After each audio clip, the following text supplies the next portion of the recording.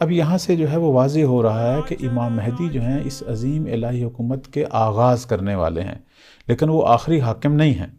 ان کے بعد ان کے اوصیاء بھی ہیں جو قیامت تک حکومت کریں گے، اور ہماری روایات کے اندر ان کے بعض اوصیاء کا ذکر بھی ہے۔